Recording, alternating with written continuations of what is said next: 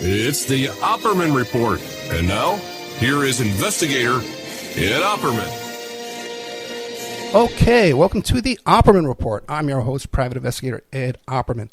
You can find me at Opperman Investigations and Digital Forensic Consulting if you email me directly at oppermaninvestigations@gmail.com. If you like our show, be sure and check out our Patreon, the Opperman Report Patreon. There's a lot of stuff there on Patreon in the free section that's free. We just put up yesterday some bill of particulars in the case of the Joel Greenberg stuff. I got a lot of Joel Greenberg stuff in the for free up there on Patreon, videos of this character. That's he's known as Matt Gaetz's wingman. So all that stuff is up there for free. But we have part 3 up there right now of Ted Rubenstein and Steve Kopesky about Jimmy Hoffa too as well. So check out Patreon. Of course, if you want to get our stuff for free, go to Spreaker.com.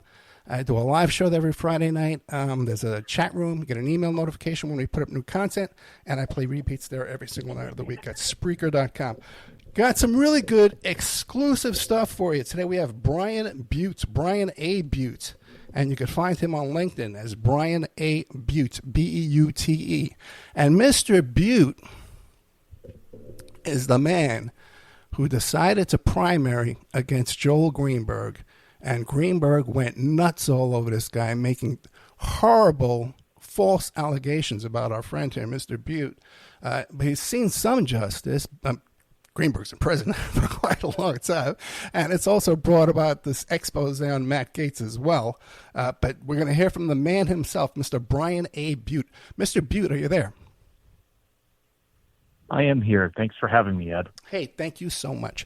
Before we get into this whole thing about Joel Greenberg and Matt Gaetz and all this stuff, tell us about yourself. Who is Brian A. Beute? Sure. Thanks, Ed. Yeah, I'm a native of Michigan and have lived in Florida for 23 years in the Orlando area. I'm a veteran educator, and I was part of the initiation of a group called Save Rural Seminole, started in 2018, and I served as its inaugural president for a few years. And a group of folks encouraged me to, because of that success and that effort, encouraged me to consider running directly against Joel Greenberg to give the citizens of Seminole County an alternative. I was a lifelong Republican, so that was a Republican primary. And, of course, the rest is history, unfortunately, and I'm thankful that you want to ask some clarifying questions today. But, some folks in the media are incorrect and or are undereducated about, my part in all of this. And so I appreciate your time today. Oh, yeah, man. People just, they drive by. They just want to see the headlines, Quick question, though. Save Rural Seminole. Now, that's like a conservation group. You don't see many Republicans involved in, ecology and conservation. Well, I grew up in West Michigan, and, Michigan at one time was the majority of Michigan is really a conservative area, and conservation efforts in Michigan were always led by conservatives, Republicans. It's a Bible Belt region of the country. And so it's just part of how I grew up. I grew up outside, enjoying the outdoors. And I think, unfortunately, that term conservation has maybe been, hijacked. I'm not sure by whom. I don't know, all the history, but I think Teddy Roosevelt was quite the Republican, and he was quite the conservation and author of a lot of our parks. So, I'm not sure how that all ended up, but it's just part of who I am. So, and I joined an effort. It wasn't just my effort. It was an effort of a group of like-minded people who crossed across the political spectrum. And why did you choose the office of tax collector? What made you want to run for that office? Well, again, I think it was an offshoot of my efforts as president, leading that group and convincing the Board of County Commissioners to vote no against a large-scale development that was being proposed for our region of Seminole County. And I just think that folks noticed that I wasn't afraid to, take on controversy. And, obviously I studied the issues. Joel Greenberg obviously was the tax collector for a few years. He had been in the news a lot for, behaviors that really seemed naturally unbecoming of an elected representative. And but why tax collector? And it really ultimately came down to I looked at the job and it seemed something I could do, and I could do it with integrity.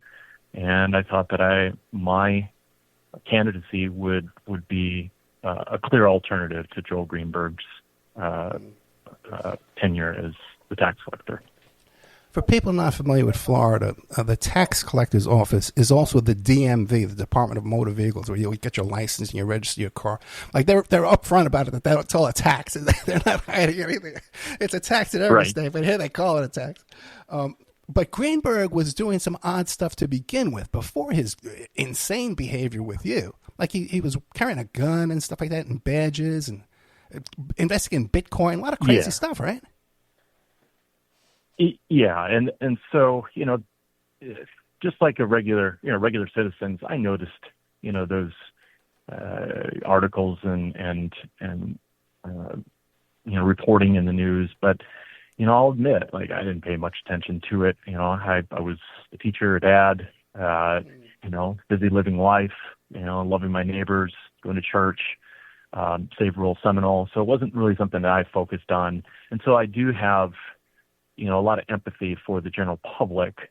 I paid attention to national news, and that's just, I think we've been trained to do that. And when you run for public office, you really quickly start to realize that all politics really is local, and it's not national. Yes, there are implications of who we vote for as our representatives and president and vice president, and obviously we're seeing that now. We're going to see a brand new cabinet being installed next month. So, but people have, I think, decided to insulate themselves, and as a result, they're not paying attention to what's happening, in their small municipalities or their counties. And so, yeah, I'll admit, like, I wasn't really paying attention to Joel Greenberg other than hearing and seeing some of the headlines in the news.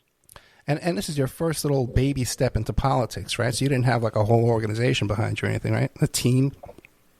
No. I think I raised maybe $20,000, and at that time Joel was saying that he had, $500,000 in his coffer, and so no, I didn't. And I didn't.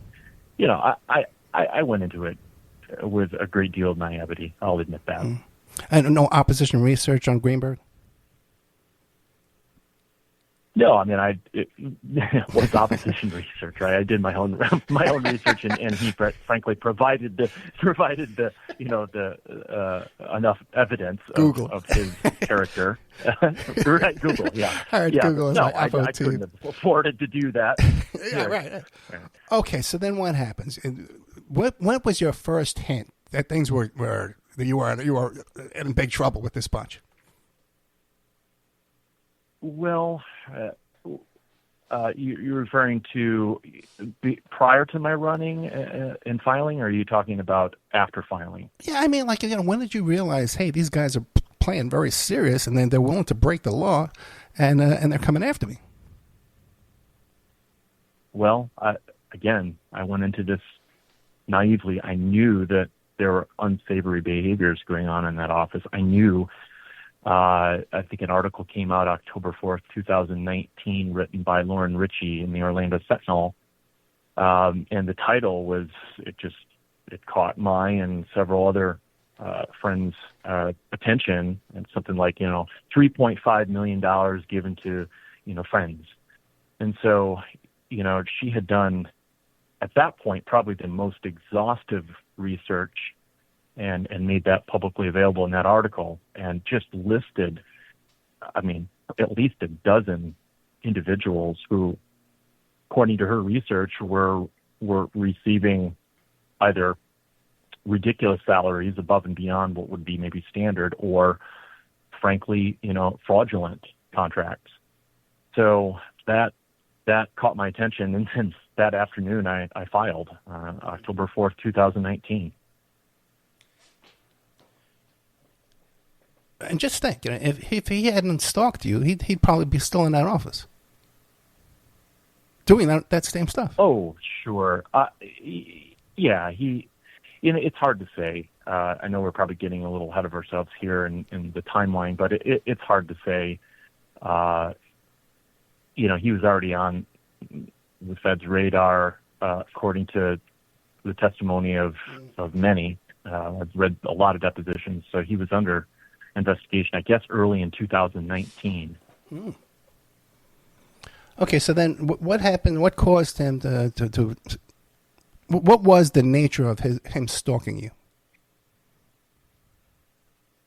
So on October, the 18th, I had filed 2 weeks prior. I was summoned to the headmaster's office at my school, and I was told the unfortunate news that the school had received 9 identical anonymous letters claiming that I had raped a boy. And the letter was, you can find it sort of obscurely on the internet, but it was written from the perspective of a child saying that I had raped his friend and that he was reporting it to the school anonymously. And had even created a couple of fake names, putting them in quotes. So, and the envelope was handwritten. So that's where it started, and then. And we should say that all of this has been investigated. This isn't a shadow of a doubt that any of this really happened. Greenberg was convicted for this, for lying about this man. Yeah? So that there's no he said, right, she said, or he's denying. This never happened. Okay, 100%. So we can say that 100%. Right. This isn't conjecture. These are false charges. Yeah. Right, and so I was under investigation for a period of time. One of the claims in the media is that the school put me on administrative leave. Technically, I asked the school to put me on administrative leave, and I did that because it was self-preservation. I'm running for public office. I'm really ultimately the one who, kind of put the school in that position. So, and I knew enough about, administrative strategies and protocol to know that it would probably be best if I offered rather than them asking me. So after being told this and a few tears, I looked at my boss and said, I think I'd like to ask to be placed on leave. And they granted it to me, right away. They knew the severity of it. And I don't think that the school ever once thought that this was real, that it was true. I think it was fairly well known in the community that I was running for public office by then. And the school had already dealt with an email early in 2019 from a so-called local journalist who he sent an email to my headmaster asking basically if he knew that he had a racist as an employee. And that was all associated with my work as the president of Save Rural Seminole. So this really ultimately started when I was part of a group that was opposed to this large-scale development project. So, did you immediately suspect it was because of your political ambitions, or maybe a ex? It seemed pretty clear to me, and my bosses that was associated. That obviously the two were correlated. So, but it was already in the hands of the Seminole County Sheriff's Office. So I had to wait a couple of weeks while I was cleared. I think I was likely cleared very quickly, but I think the Sheriff's Office, to their credit, I think that they wanted to keep everything sealed as much as possible. Even I think it's probably a law enforcement strategy to keep it sealed from the victims. So, I learned, I think it was a couple of weeks later, that, ultimately I was cleared. But during that time, my attorney provided a lot of circumstantial evidence who might have caused that crime, and I believed, and I know that Dave Baer believed it was a crime. It was false reporting, really, ultimately. So, and of course, as we now know, I didn't learn the identity. The public didn't learn the identity of the perpetrator until June 23rd of 2020. So, I went pretty much 8 months without sort of justice, I guess you'd say. Wow. So. Okay, and then how did before I'm going to jump ahead a little bit. Have you ever gone after them civilly? I'm sorry, say it again? Have you ever gone after them civilly for monetary damages? No, I don't care to talk about that. Okay. All right. I'm sorry. Okay, so then how did the cops trace it back to Greenberg? So at some point, and I've recently read a press release by the Seminole County Sheriff's Office because they were pressed by local media regarding Matt Gaetz to see if Matt Gaetz could be charged here locally. And the Seminole County Sheriff's Office finally revealed publicly that I'm sorry, I just went down a rabbit trail. What was your question again, Ed? How did the police trace it back to Greenberg? Well, again, I haven't seen the evidence, but apparently his DNA was on the letters, and his fingerprints were found on the letters. And but I haven't personally seen that. That's just what I'm reading in the documents, like anybody else. So, and I know we'll probably eventually get into my concern about the co-conspirator. So there wasn't a signed confession to he leaves his fingerprints and his DNA on the crime there, and a little popcorn trail back to his house. Wasn't there? He created some fake websites too, right? Or Instagram pages or something like that, and they traced those too as well. Yeah, I appreciate the question because again, my answer is going to clarify, what actually did happen because I'm reading all these crazy, descriptions of what Joel Greenberg did.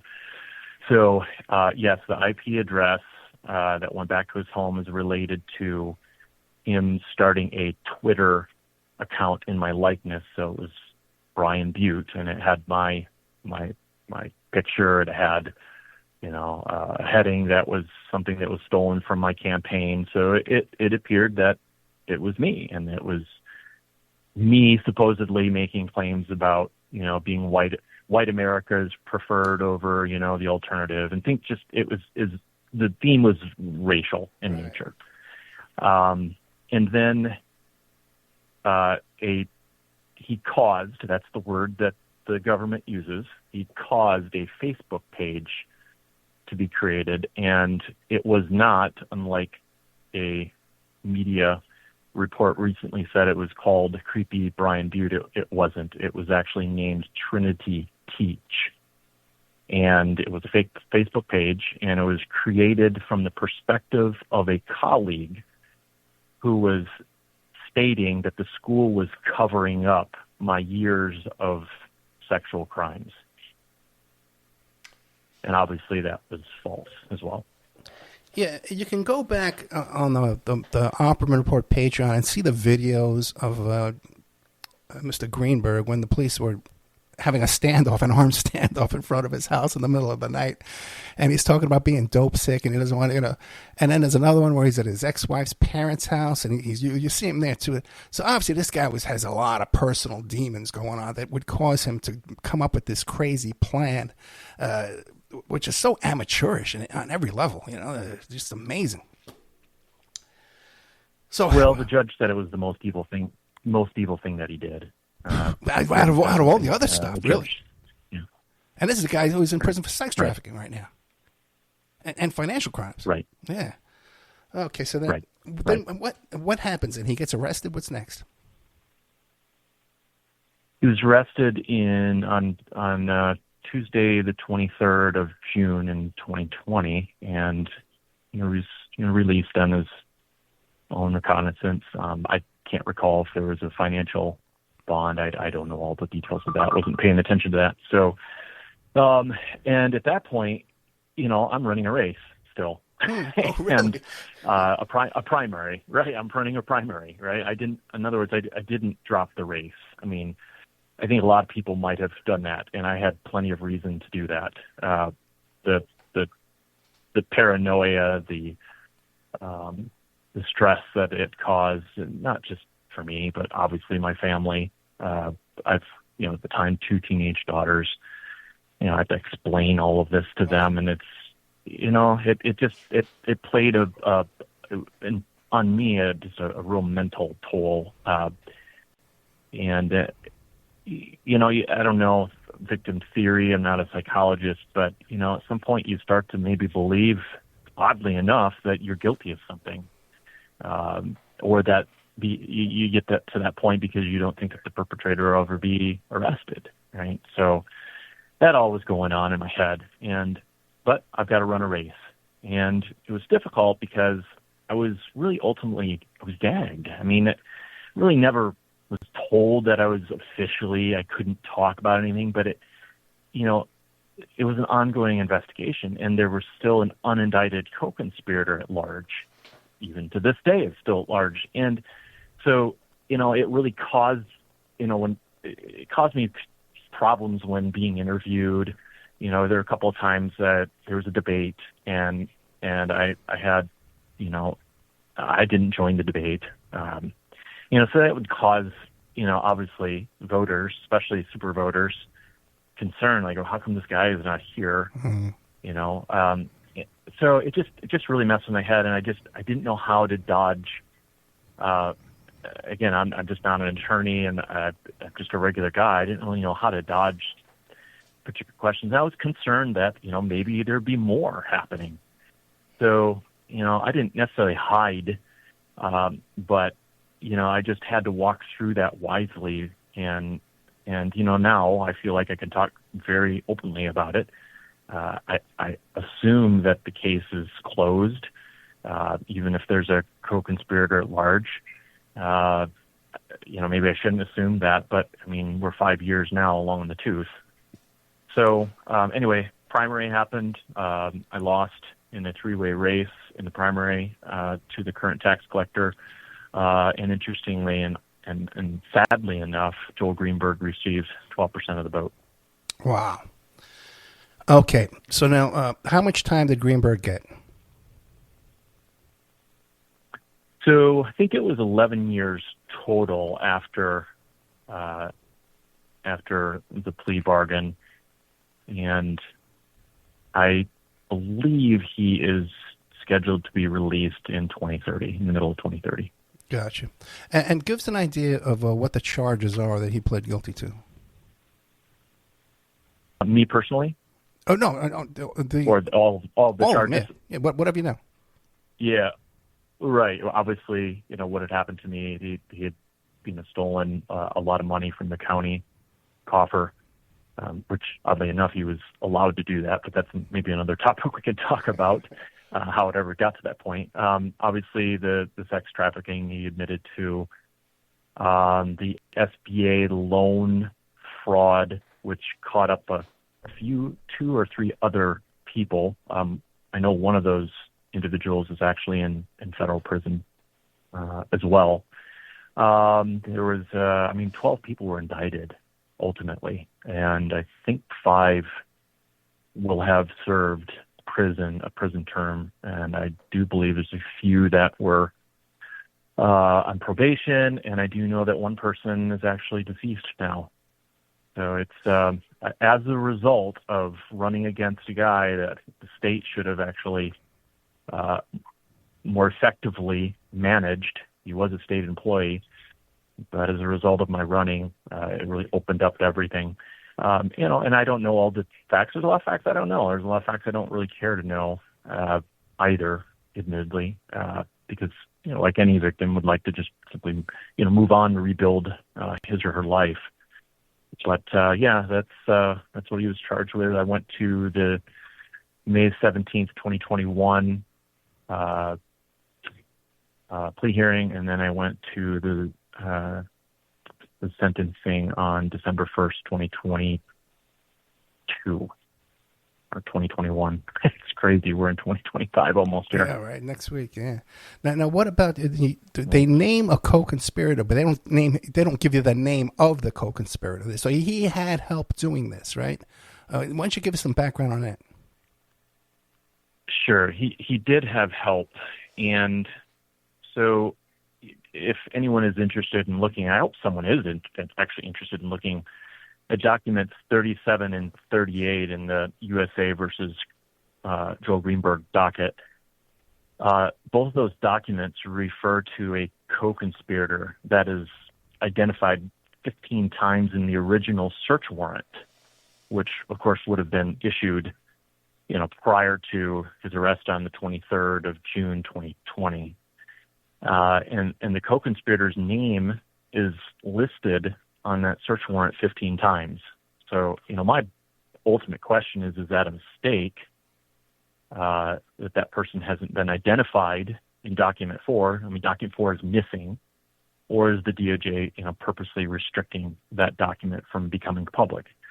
And why? Why after 4 years? And, how did that person contribute, to crimes committed against me? If you read the original arrest warrant, not the arrest warrant, but the indictment, okay. It states the word cause, that Joel Greenberg caused. What does caused mean? Does caused mean that he did it? He licked the envelopes. His fingerprints are on the letters. The IP address goes to his home. That's the definition. Those are actions. He caused. He did it all. But there's a co-conspirator. So could caused mean that he did something that the co-conspirator suggested he do? Or did he send the letters in the mailbox? What did the co-conspirator actually do? And, it's 4 or 5 years later. Why do we not know that? Yeah, clearly there's another human being. Yeah, there's another human being involved in this.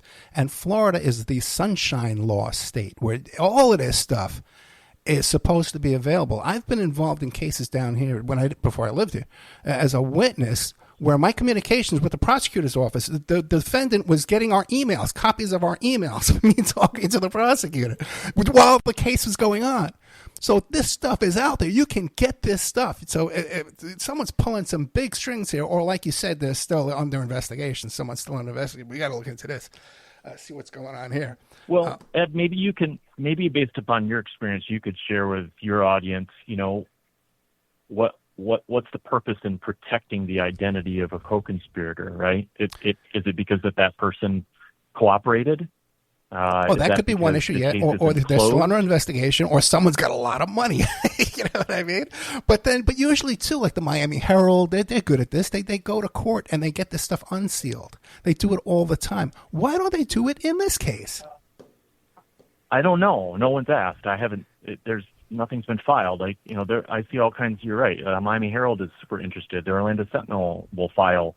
I think they even just filed recently a joinder to Miami Herald to get some information from another case, an adjacent case. So, why? Why not this case? I don't get it. Now, and speaking of all this, we just had a big ethics investigation in the House of Congress there. Did they contact you for any information? No. Again. Not sure why that is. Maybe they. I wonder too. Like, do they protect victims? Well, the girls were victims, right? So that's clearly not the case. But I'm only assuming that Matt Gaetz is, not the co-conspirator. That's my only assumption, that he was not involved at all in causing these letters or these social media pages to be created. But it could be any one of probably 4 people, and I wasn't asked. So you have about 4 people in mind. Would you like to give us what your theory is on these 4 people? Yeah, I believe, after having been subjected to this and watching all of the adjacent cases, that the co-conspirator, because there are a couple of videos that were created the week before Joel Greenberg was arrested, and they were mentioning this is Jacob Engels. It's on the record. It's in the news. I think a couple of reporters even provided the videos and reported on Jacob Engels' involvement and behavior adjacent to Joel Greenberg. It's probably him. He has his own civil matter ongoing right now. It's been ongoing for 2 years. So, it's possible. Gaetz spent a ton of time in Seminole County, as I have stated. It's odd, 1,200 miles away from his workplace, 400 miles away from where he lives, in Niceville. And, he was endorsing Joel Greenberg to run against Stephanie Murphy. That video is also available. And he also gave Joel Greenberg $1,000 to run his reelection. So, I'm not claiming that any of these people did it. It could have been retribution, also based upon my involvement in opposition to this large development. So, it could be the same person who claimed that Ted Cruz had, an affair with 16 women back in 2016. I mean, it's the same nature. The accusation is similar. Did Joel Greenberg create that narrative that I was raping a boy? Did he create it? I mean, there's certainly, the evidence is clear that his fingerprints and his DNA were on the letters, and that the IP address on the social media pages went to his home. But, did he create that idea? Or did someone say, here's how you get rid of this guy? Here's what you do, once and for all. I mean, it wasn't like these guys sort of pestered me or said, like sort of childish kindergarten, like, oh, you only have $20,000 in your account. And, no, I mean, this happened within days of my filing. And, I mean, the school received the letters the next week after I filed. I mean, there was no turnaround time whatsoever. So, I'd like to know who the co-conspirator is. And it seems like I would think that the media would want to know who the co-conspirator is. And, hey, if it's not any of these four people, great. Let's find out who it is. You sent me that video of Jacob Engels, and you're right. He's making similar allegations. And those similar allegations were before the letters were received? So Jacob Engels created those two videos on the 15th of June and the 20th of June, and Joel Greenberg was arrested on the 23rd of June. Gotcha. And what is this guy, Jacob Engels? What's his background? I've never heard of him before. I didn't until I got involved with Favorable Seminole. I didn't know who the guy was, but he pestered our group. He was supportive of the development project known as River Cross. He wrote on his Central Florida Post page, which is still available to the public. He wrote accommodating articles about the proposed project, the benefits. He wrote about Joel Greenberg and his reelection and the positive benefits of him being reelected. So, does a person, he claimed that he was a journalist. I don't know who's paying him. He works for himself. So is he really a journalist ultimately, or is he, hired by politicians?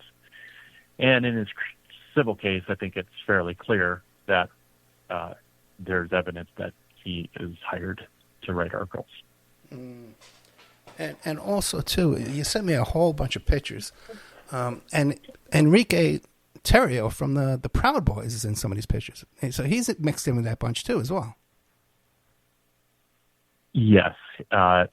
In Roger Stone's case in, I think it was the Washington Federal District, Amy Berman Jackson was the judge. I can't remember what he was, indicted for, but he admitted, it's in the documents, that Jacob Engels and Enrique Terrio had access to his social media pages. I mean, this is in the public documents.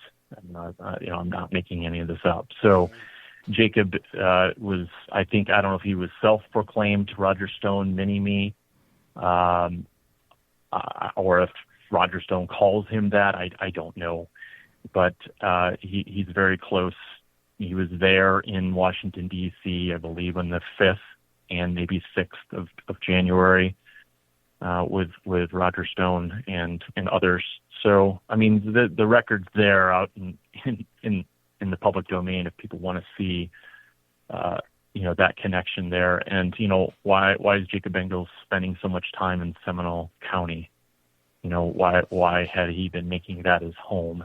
It's the same suspicion I have for Matt Gaetz. Why did he spend so much time with Joel Greenberg, yet wants to separate himself, conveniently wants to separate himself from Joel Greenberg? It just doesn't add up. Yeah, it's funny. You mentioned before that $1,000 campaign contribution, but there was a lot of cash going back and forth between those two characters. If you look at their Venmo account, it was tens and tens of thousands of dollars with that bunch. Now, you also wanted to correct the false narrative of people comparing the allegations against Gaetz and the allegations against you. Right. So when it was announced that Matt Gaetz was nominated for Attorney General, Molly Hemingway came out with a piece. I can't remember the title, and a Twitter character by the name of Village Crazy Lady. They both came out with articles or blogs defending Gaetz and with the attempt to, obviously separate or scapegoat Joel Greenberg. And don't get me wrong, I mean, Joel Greenberg is a criminal, right? He's paying the price for what he did.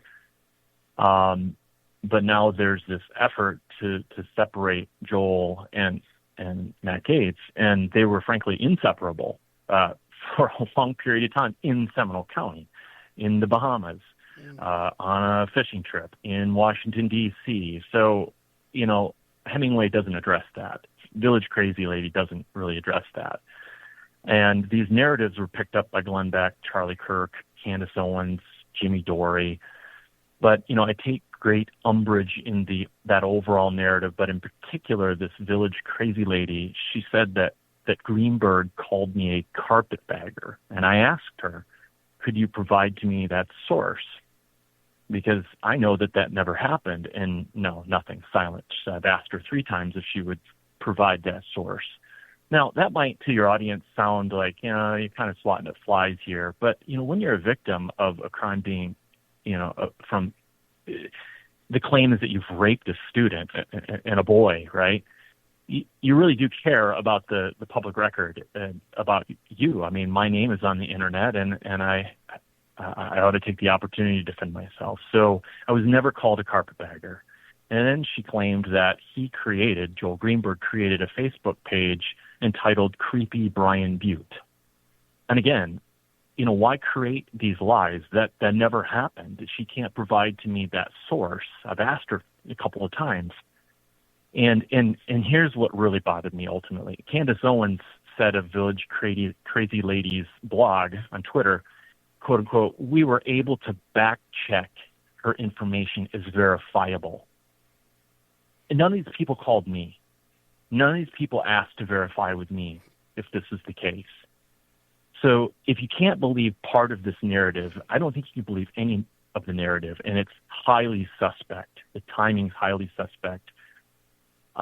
So, I appreciate the opportunity to set that record straight. I got to tell you something. You can't imagine how many times I'll see one of these Twitter superstars talking about a case that I've worked on. a case that I've worked on, and they're talking about it. And I'll contact them if you can get through to them, right? Hey, that's my case.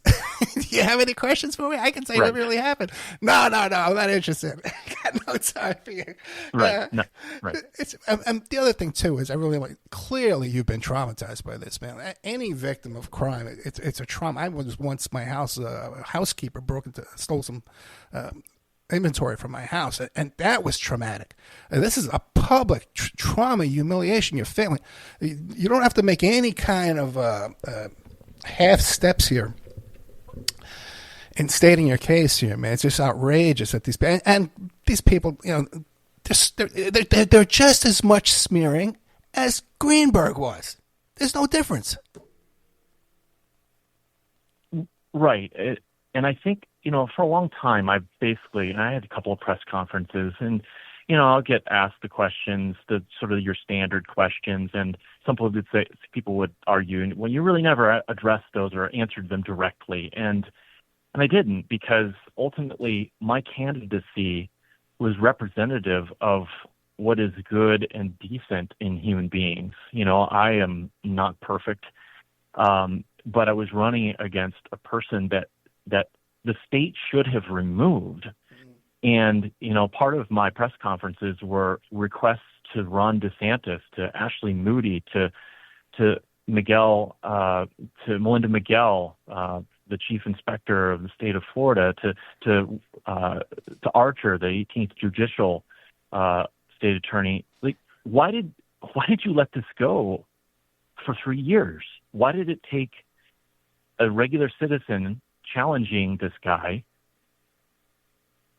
to open this up, and they'll say, well, the feds were involved by the time we knew it. It's complete bullcrap. Yeah. Even Pam Bondi, who is now conveniently the replacement nominee for United States Attorney General, even she passed up opportunities. She was the Attorney General while Joel Greenberg was the tax collector. And as far as I am aware, Joel Greenberg was not an employee of Seminole County. Joel Greenberg was a constitutional officer who was an employee of the state of Florida.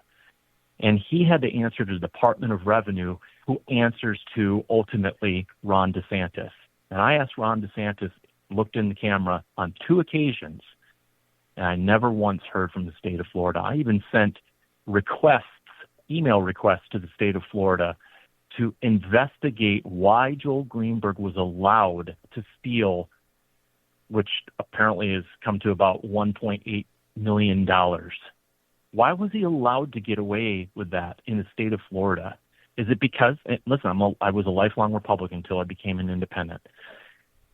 Is it because the state of Florida is run by Republicans?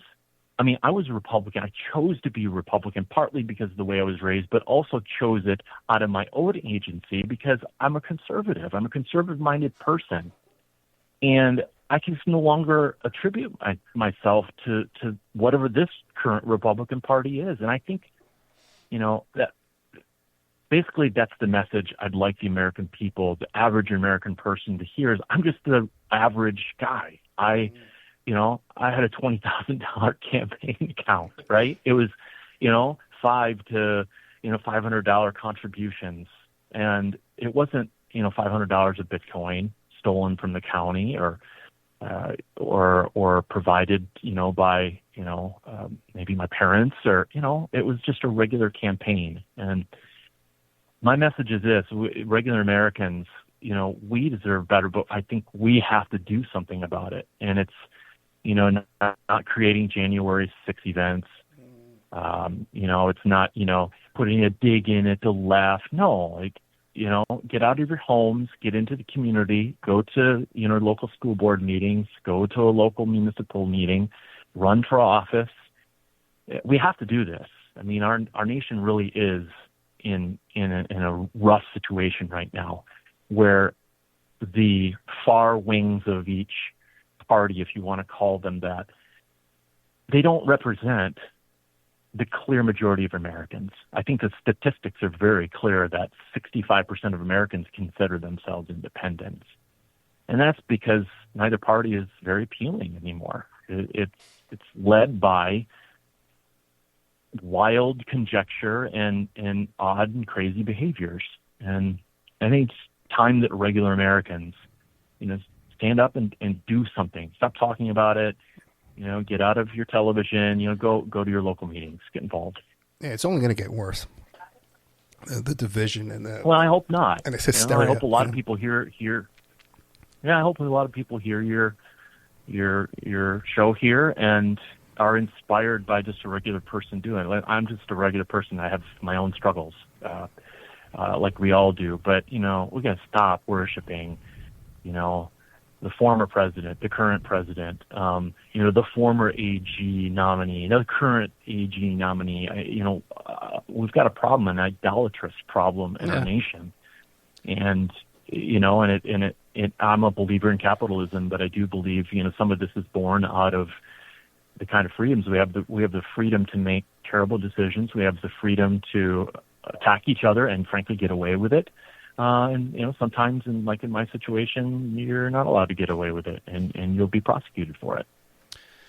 You mentioned before about how you complained to the governor, there was no investigation, and even when he violated the terms of his pretrial release by leaving the area he was allowed to on tether, he was at an ankle bracelet, and when the marshals went on the radio to say, hey, we're going to go pick this guy up, the local cops pick it up and says, call me on my cell phone. You know what I mean? Like, they knew right away they were going to get Greenberg, and they were making special arrangements for this guy in the middle of the night to pick him up. I've never seen anything like that before in my life. Well, in one of the videos, I think it was described as a strategy, one of the deputies was basically patting him on the back verbally, saying, "Man, I'm amazed at what you've done. You've done such great things. Don't make it worse for yourself." Right? So who's to say, those are probably law enforcement strategies, a lot of that, and I think probably Joel's cell phone was probably in the system at that point. Well, also, too, they were joking around saying, yeah, they caught him on his computer talking to little girls. Now, that's nothing he's ever been charged with. Are you aware of any allegations like that besides that tape? I've heard it. There's so many documents. I may have read it. I don't recall that specific. That's pretty detailed, so I don't recall that. I don't recall even if he was charged for something like that. So I don't know. And how about yourself? When these allegations came up about you, did the police seize your cell phones and computers and stuff? No. Oh, really? That's why, back to something. Never.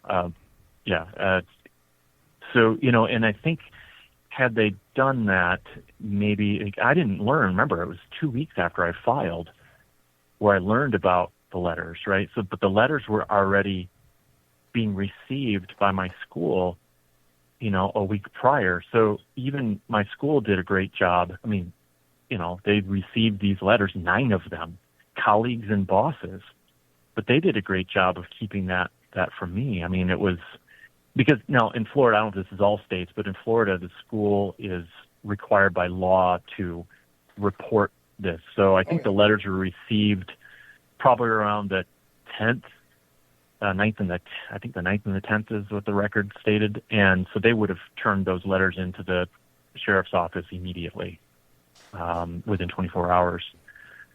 So yeah, I didn't know, and it was shocking, obviously, to me on that Friday, the 18th, when I learned, how the school, unfortunately, had to be subjected to this, and I felt horrible about it, but it happened. Yeah, that would be mandatory reporting would be nationwide for people. If you're a doctor or a school teacher, you have to, any signs of abuse, you have to report that immediately. Otherwise, you can get charged with a crime. But I wonder what it was. Did he put his own return address on the envelope? Like, how did they know? Like, if you were never even a suspect, how did they know it was him so quickly? Maybe because you're right, he was under some kind of already some kind of surveillance or something, right? Or investigation. Well. Yeah, and again, I don't know the timeline, but I do know that the record is clear that he was under financial investigation back in early 2019. And I guess I could criticize the government, for not arresting him sooner. That would have been nice because you and I wouldn't be talking today. Although you're a nice fellow, it'd be nice to have not had to have been subjected to this. Maybe I wouldn't have even run. But then on the other hand, had I not run, these are just questions you wonder, but, would Joel Greenberg have been elected a second and a third term? But I unlikely, he wanted to run against Stephanie Murphy. Matt Gaetz was promoting him to that position. I think I sent you that video earlier. You might feel free to publish that if you want. But, Matt Gaetz was promoting him to run against Stephanie Murphy. So those two were very, very close. Yeah, you sent me a lot of pictures I haven't seen before, and we'll try and get those up in the Patreon in a free section. Now, what about, since all this is blowing up, have you received any kind of threats or intimidation, political repercussions for this? No, I ran again I guess maybe I ran again for a separate office this past cycle, but ended up dropping out. I just didn't really have a clear path. I had left the Republican Party. I joined the Forward Party with the idea that it would be a fresh political approach to, serving all citizens and, crossing, the political spectrum divide. But, there was a website that was created using my former BrianBeute.com domain. Could never really prove who created it. And, I think that there was going to be an effort to use that against me. And who knows, I doubt that they would have, gone down the road of, hey, this guy's, raping students. That guy's in jail, in prison. But, that politics is, I hear people make the excuse that you don't ever run for politics because it's so dirty. It doesn't have to be that way, right? And it wouldn't be that way, I think, if regular Americans were more engaged. I think it'd be much more difficult to pull off some of these shenanigans. And shenanigans isn't even the right word. A lot of political crimes, I think, go undiscovered, unreported. Oh, yeah. I really do. And I think politicians are partly to blame, or political candidates are partly to blame too. Often when you see something come out, or the hint of something kind of coming out, or maybe a threat behind closed doors, you'll see candidates just back out of nowhere, and I didn't do that. I thought it was really imperative that I continued that race in 2020. I almost wonder if they were trying to preempt, because he had so many allegations against him about the underage malfeasance there. There was like a preemptive attack, that you wouldn't bring that up about him, But who knows? It's just such a wild story. So what did you think when you first saw Gaetz being put up there for Attorney General? You said, "Oh my God, not again!" What was you thinking there? Well, I've made a statement. I put out a video not too long ago that I don't believe he's qualified to serve anyone. I don't believe he's qualified to serve us. Number one. Number two, I don't believe that we want a person like that attached to government at all. If he wants to join the rest of us, lay people and, create a business, or, I don't know, maybe try a case, great. But I don't believe that he's the moral character that we want. And this is just my beliefs, right? And I don't think I'm alone. And it's not an attack on the guy. I've never met the guy. I've been asked before if I met him. No, I was in Seminole County, obviously, but I didn't hang around in those circles. And I think that's my point. I don't think the American people understand how much time he spent with Joel Greenberg in Seminole County. It wasn't a casual relationship, right? And it's been proven by the receipts and the amount of money spent. And he admits, what's his statement? Something like, I admit in my 30s. Well, here's the thing. In 2017, Matt Gaetz was 36 years old. I'm sorry, but most men are grown up well before 36 years old and not spending time with the likes of Joel Greenberg's. Really.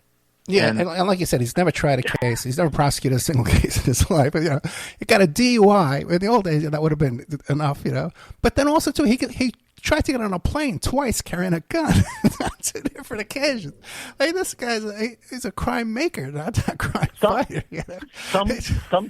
Some could argue and say that he learned from Joel Greenberg, or maybe some others could argue and say, well, actually, Joel Greenberg learned from him. So They were inseparable, all right? And I think that the public needs to understand that. I don't care what Molly Hemingway or Village Crazy Lady or Candace Owens, Dory, Glenn Beck, Charlie Kirk say. These two people were inseparable. And there were others, obviously. But since these are the two that we're talking about today, I don't believe that Matt Gaetz, I believe he's no longer qualified. He's disqualified himself from running for anything again or being nominated or being anywhere associated with our government. We can do better. Yeah, he should be on Dancing with the Stars, at this point.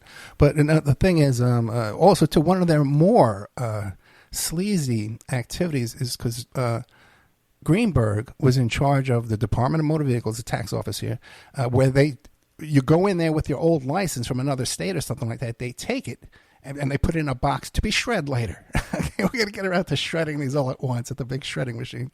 And they were going in there in the middle of the night, looking through them to find girls that look like the girls they dated, so for fake IDs, they could take them to bars and drink. Well, here's my question for you, Ed. Did that actually happen? Because we haven't seen any of the closed circuit videos that apparently exist. So again, that I asked the question in the media, well, why are you not requesting this? Yeah. Right? I mean, there are, in this case, there are still unanswered questions. And I don't know if Matt Gaetz has been asked about that evening. I think he had, and I can't remember his answer. But, instead of going down the road of claiming he did this or that, why doesn't the media just simply point, here's what he actually did, and then ask him follow-up questions, and don't give up until you get the answer. But, our media, of course, is so divided, purposely divided, that, I'm not surprised if the American people don't know what to believe. And I think that's purposeful. I think that's the grand operation to distract us and then to divide us. And, man, take a look out in your neighborhoods. Have you noticed that we're pretty divided people? We don't trust each other anymore. It's those are the things I care about ultimately. I really try to get out of my own shoes and try to think more globally, universally. What can we as regular people do to participate positively so that our nation doesn't become, a despot culture if we're not there already. And I just think that the American people are we are much better. I'm tired of the narrative that we're not. I don't know about you. I've got great neighbors, that are caring and when political seasons come around, you know what? They talk to each other. They do. And the media will say otherwise. I don't believe that's the case. Well, maybe, people will get sick and tired of saying, hey, I can't go to Thanksgiving dinner with my, distant relatives because it's too polarizing. Maybe we'll be tired of living that way someday. We'll just say, hey, let's put our own differences aside and realize. Maybe. Yeah, I know. You'd think, right? Mr. Brian A. Beute, we only got about a minute left. What do you want to leave us with? I'm sorry? We only have about 1 minute left. What would you like to leave us with? Well, I think we've covered it. And great questions, Ed. I appreciate it. I'd like to see you and the media address, my two objectives, and obviously to reiterate those two objectives. It'd be great to know the unindicted co-conspirator in my case. I already stated which document numbers you can find and which document number you cannot find. And of course, this false narrative that that Matt Gaetz was not Joel Greenberg, and frankly, I think Joel was scapegoated by a lot of people. He allowed it. He is a criminal. Clearly, he's paying the price. But I think a lot of people are scapegoating him. And I said this, by the way, even way back when I was interviewed by the Rolling Stone and New York Times, or not the New York Times, the Washington Times and the Washington Post. I do believe there are people who used Joel, and some of those people did pay the price. Some of those people are in prison. One man died, is deceased since. So it's Who's the man? Real quick, who's the guy that died? Central Florida. Who died? That was James Adamczyk. Okay. And what was the cause of death? Yeah. What was the cause? I believe he was fighting cancer. Okay. Yeah, I believe he was fighting cancer. Yeah. Brian A. Beute, thank you so much. If you want to get a hold of Brian, on his LinkedIn page, Brian A. Beute, B-E-U-T-E. Thank you so much. Thank you, Ed. Have a great day. You too. Good night.